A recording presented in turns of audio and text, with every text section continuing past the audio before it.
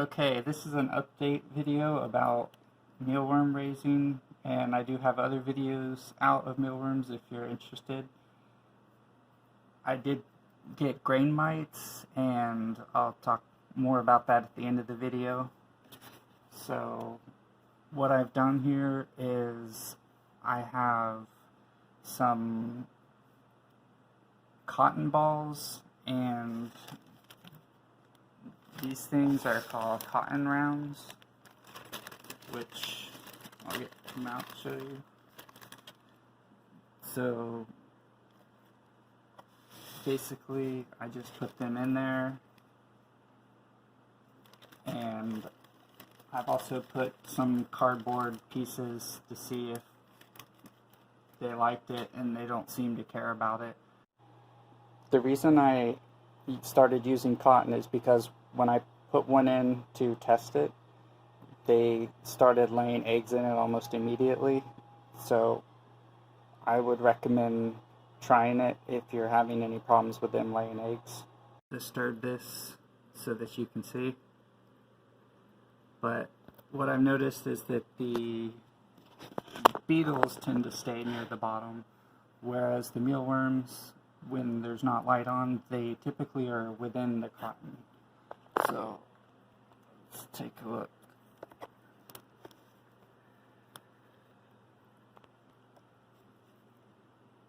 So there you can see some of them.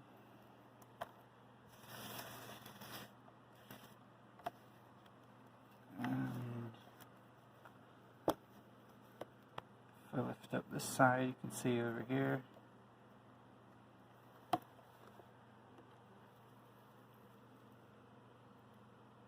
And unfortunately, there we go. There are a lot in here. They're just all hiding.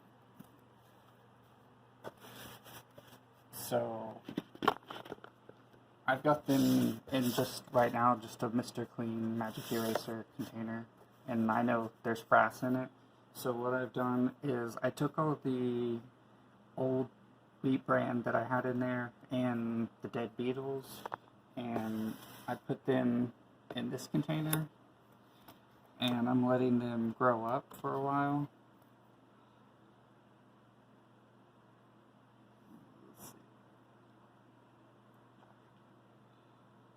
So let them get a little bigger, and then I will sift that out and put the mealworms that I sifted out into this bigger container. Let's see. So as far as feeding them,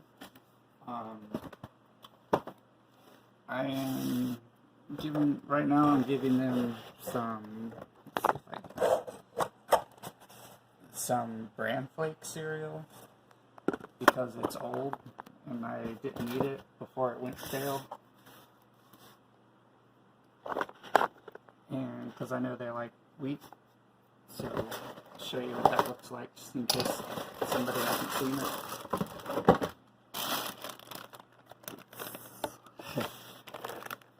Looks cereal.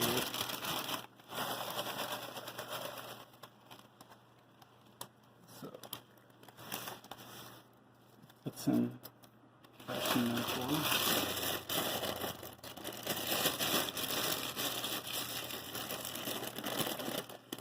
Whenever you're keeping food for mealworms, always make sure that you seal up the container. At a minimum, with one of these type of things, it's better if you can actually seal it in a sealed container where no little mites can get in. And let's see, another food recommended by an isopod channel is these white corn tortillas I get from Walmart. So with these, I just keep them in my kitchen at room temperature. And when I want to give it to them, just break it up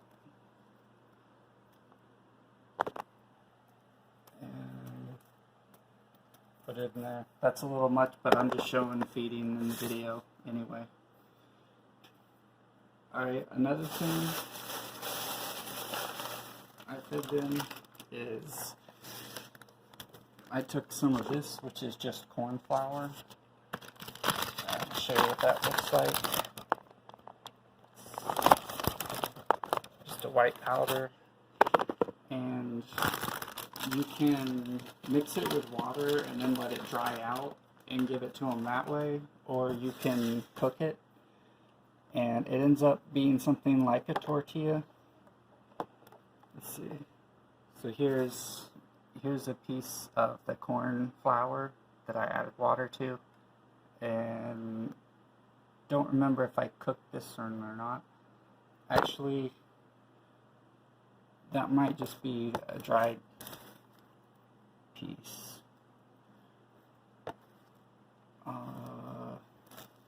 Anyway, but I did put some pieces in there. Then also I made these, which is a mixture of some coffee grounds I got from Starbucks for free, and mixed it with the different cereals that I ground up, and then I shaped it into these little ball shapes that are completely dried out now, so they won't rot. They'll just be stale. And I don't think I really did this for my black soldier flies, so I don't think that they really care for these too much, but I put a few in there anyway, just in case. And of course, the most important is carrots. So what I like to do,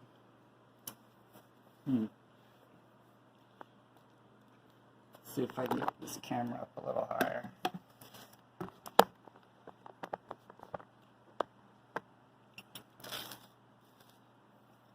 What I like to do is, this is only part of a carrot, so really I should show you a whole carrot.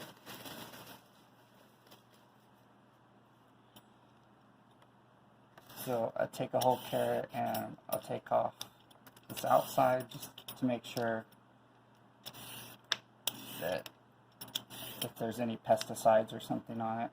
And then I like to make these long strands and drape them over top of the cotton like that.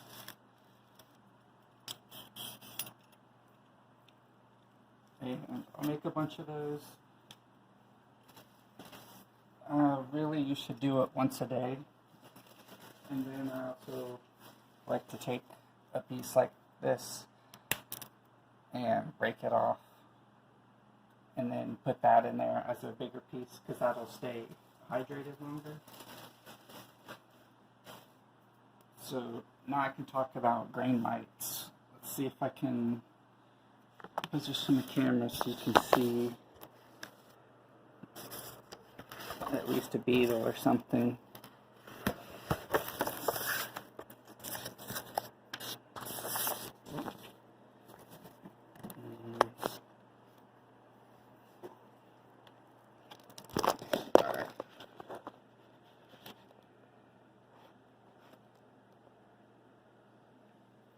I went and hid. Well,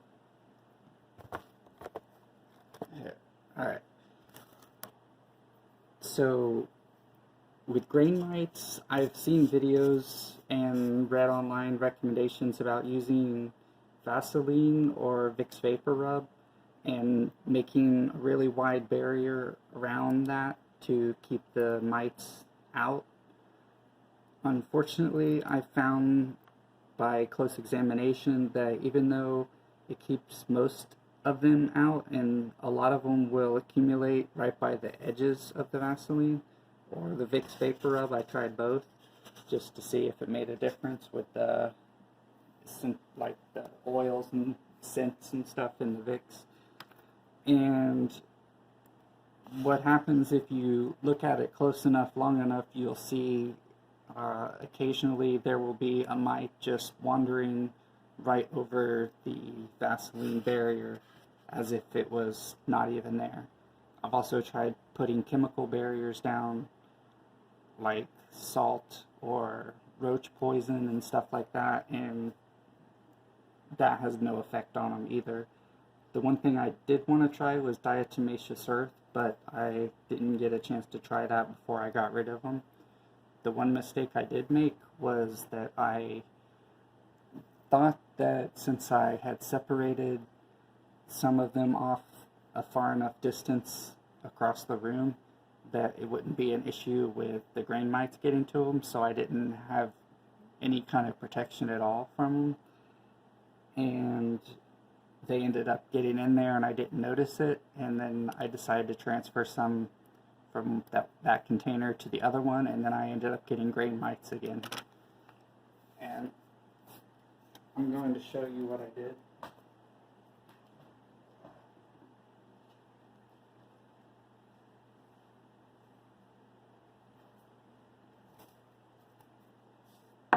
So first let me get these out of the way.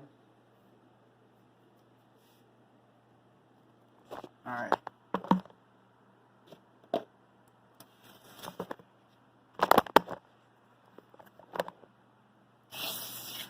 So I put all of it in this mason jar that was full of grain mites. They were everywhere in here.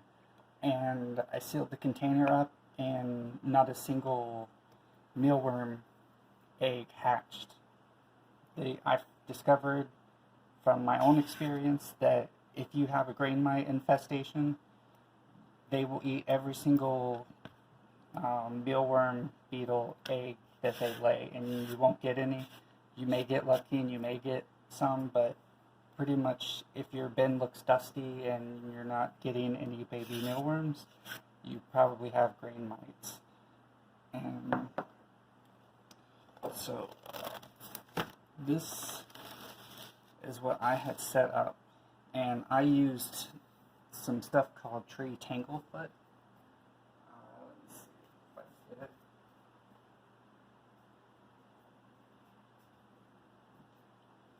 So I used this stuff, and it's basically like a syrupy resin.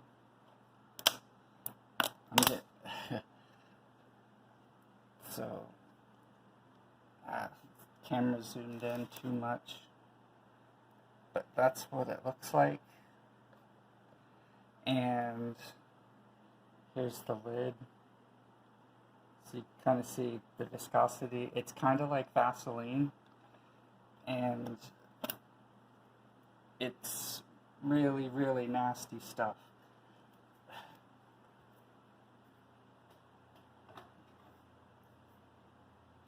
It doesn't smell bad, but once you get it on your hands like I did, because I just handled that, it takes a very long time to wash it off your hands. And if you get it on any surfaces, it takes a really long time to get it off of those too. So here's what I did. I put that barrier all the way around on the inside and on the outside. And if you see this down here, these are dead grain mites. Here's some mealworm beetles that I had left in here. They are still alive. There's some salt over there, and I put paper towels to try and keep it from bumping into this. So really the only way I know that you can get rid of grain mites is you have to get rid of the moisture. If you have a high humidity environment, like if your air conditioner fan is not shutting off, that will create high humidity, which can also lead to mold in your home and other problems. So you need to get that fixed right away. It could be the blower motor stuck, or it could be a relay switch or a contactor or something like that. If you're giving them a lot of wet food, then that can create enough moisture for the grain mites to show up. You can like microwave or bake all the food before you give it to them. I don't know what the source is that I got them from, but I suspect probably wheat bran. So I microwave that now. And how I got rid of them, some people say just throw everything away and start over.